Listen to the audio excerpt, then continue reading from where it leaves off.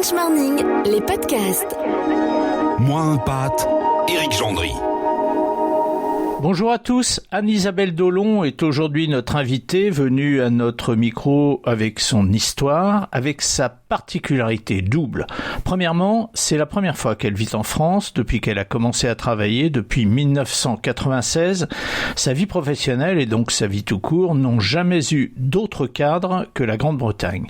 Et deuxièmement, elle aurait pu tout aussi bien être avec nous cette semaine en tant que French Boss, puisqu'en 2012, Anne-Isabelle a créé sa société à Darlington, dans le nord-est de l'Angleterre.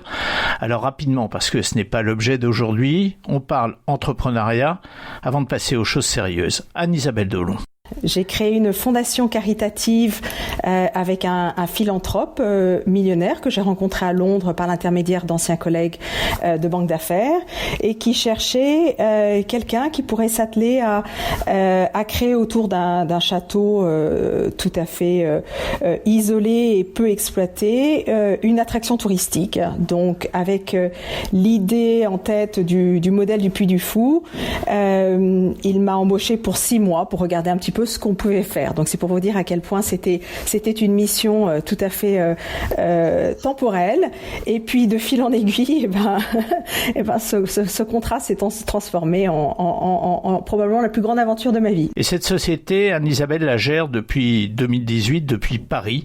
Depuis ce jour d'il y a 2 ans ou 22 ans après l'avoir quitté, elle a posé ses valises dans son propre pays. C'était pas un retour en France, c'était un retour à mes origines. Donc j'ai presque envie de dire que la France était quasiment une destination immatérielle pour moi. Je revenais au cœur de ma famille. Moi, j'ai vécu mon installation en Angleterre toujours comme une résidente du pays. Je n'ai jamais cherché les avantages fiscaux qui allaient avec l'expatriation. Je n'ai jamais vécu une vie d'expatrié au milieu de Français à Londres. Donc c'était vraiment pas du tout dans nos plans et c'est arrivé un peu soudainement, mais avec grande joie. Donc il y a eu un effet de surprise, c'est la première chose, et puis il y a eu donc ce sentiment que vous avez eu que vous alliez découvrir une nouvelle vie d'une certaine manière, même si c'était dans votre pays et auprès de parents qui ont la nationalité française. Est-ce que qu'est-ce que ça a provoqué chez vous? De l'euphorie, de l'inquiétude? Qu'est-ce que ça a provoqué chez vous, le fait de savoir que vous reveniez? Eh bien, en fait, au départ, un petit peu ni l'un ni l'autre, dans le sens où j'étais tout à fait sereine et d'une certaine manière, j'ai complètement sous-estimé le retour en France. Complètement.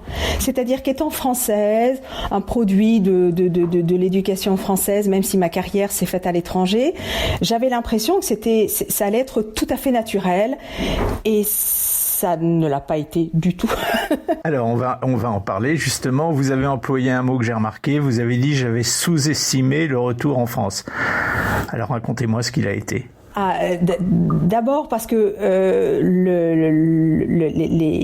je suis maman de 3 garçons adolescents, donc il a fallu les scolariser et c'était le premier obstacle, c'est-à-dire que c'était très compliqué de vouloir scolariser des enfants. En l'occurrence, on avait décidé de changer, de rentrer en France au mois d'octobre 2017 et on s'était dit pour la rentrée 2018, pas de problème, on va envoyer des dossiers. Impossible de scolariser nos enfants dans le public sans adresse à Paris. Alors c'est un petit peu paniquant. Donc on s'est tourné vers des écoles privées qui là encore, je vais vous dire, ne nous attendent pas. Je veux dire, les classes sont faites au niveau où mes enfants rentraient, c'est-à-dire 3e et 5e, puis j'en avais 2 au niveau de 5e puisque j'ai des jumeaux. C'était très compliqué parce que ce sont des classes où les classes ne se refont pas. Donc ça a été le premier choc. Le premier obstacle, mais j'allais dire c'était un obstacle administratif. Bon, je m'y suis attelée. Ce qui a été beaucoup plus dur, c'est le choc culturel à notre arrivée réelle à Paris en septembre 2018. Et là, ça a été une claque phénoménale. On a mis une bonne année à s'en remettre. Mais pour l'expliquer, cette claque, il suffit de rappeler que Anne-Isabelle était partie en Angleterre juste après ses études et qu'elle ignorait donc tous les aspects de la vie sociale à la française. Arrivée en France, c'est vrai que j'ai j'ai redécouvert à quelle heure il fallait arriver à des dîners. Et d'ailleurs, moi, j'en étais restée où il fallait arriver très en retard. Je me suis fait recaler par mes amis à notre premier dîner commun qui m'ont dit, je sais pas si tu as compris, mais un quart d'heure peut-être, mais 35-40 minutes, non, ça ne le fait pas. Donc, j'étais vraiment honteuse.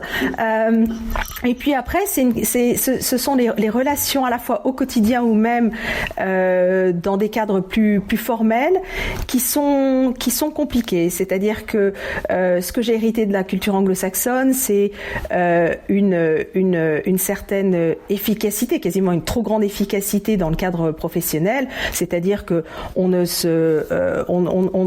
fait pas des réunions qui n'aboutissent pas. On est relativement directif, c'est-à-dire que à la fin d'un échange, on va faire ceci, cela. Et là, j'ai eu l'impression de déranger et de bousculer. Donc, j'ai dû mettre de l'eau dans mon vin, alors que, effectivement, d'une certaine autre manière, dans des relations sociales, les Anglais sont très flegmatiques, ont une façon d'aborder que les Français qualifient de fourbe, mais une façon d'aborder les relations qui est différente. Et je dois avouer que c'était effectivement un réajustement que j'ai dû faire à tous les niveaux. Anne-Isabelle, vous avez une société anglaise que vous faites tourner depuis la France. Ça m'inspire 2 questions. La première, elle concerne la fiscalité. Vous déclarez les revenus de votre société en Grande-Bretagne, vos revenus en Grande-Bretagne. Alors mes revenus, non, plus maintenant, parce que maintenant, justement, la France, ça a été mon deuxième choc. C'est quand j'ai voulu me faire soigner en France, on m'a demandé quel était mon statut. Et alors là, donc, j'ai expliqué quel était mon statut, télétravail depuis la France. Et en fait, ils ont requalifié mon travail comme étant un travail français qui avait la nécessité d'être payé en France et d'avoir des cotisations sociales françaises et patronales également. Donc je suis la seule employée de mon entreprise à avoir des bulletins de salaire désormais français, ce qui, au bout de 2 ans, finit par me donner les droits à la Sécu que je viens de recevoir littéralement la semaine dernière. Donc c'est ma première grande victoire et mes enfants ont vu arriver la demande de formulaire pour créer une carte vitale comme si c'était le Père Noël pour moi. Je crois que c'était la fin d'un long chemin, mais c'est pour ça que c'est compliqué. On pense qu'on est en France comme un Français et je ne suis pas comme une Française en France. Alors Anne-Isabelle, donc la deuxième question que m'amène à me poser votre situation, avec l'arrivée imminente dans quelques jours, quelques semaines du Brexit, une livre dont on ne sait pas du tout comment elle va réagir à ce Brexit, la vie de la société de Anne-Isabelle va forcément être impactée. Oui, mais elle est impactée déjà depuis un bout de temps. La livre a déjà depuis 2 ans pris en compte cette incertitude et j'ai presque envie de dire cette chute qui nous a vu passer d'un taux de une livre valait 1,50 € en 2016 et elle est aujourd'hui à 1,12 €. C'est sûr que ce sera un petit peu. Enfin, c'est déjà à mon avis pris en compte.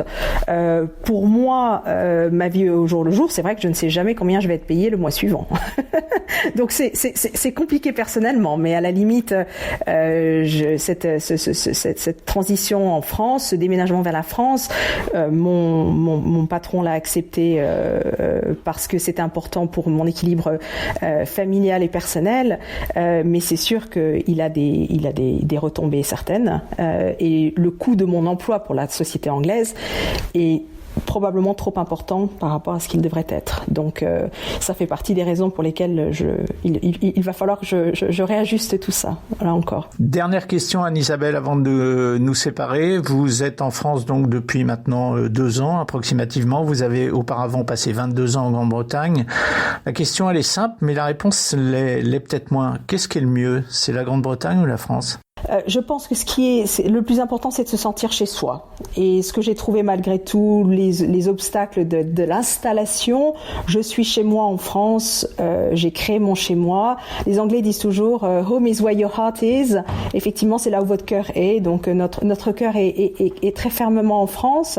Mon seul regret, c'est que les Français ne se rendent pas compte à quel point ils ont de la chance d'être d'être dans ce beau pays. Donc ça, c'est dommage parce que quand on a un œil extérieur, on s'en rend compte tout de suite.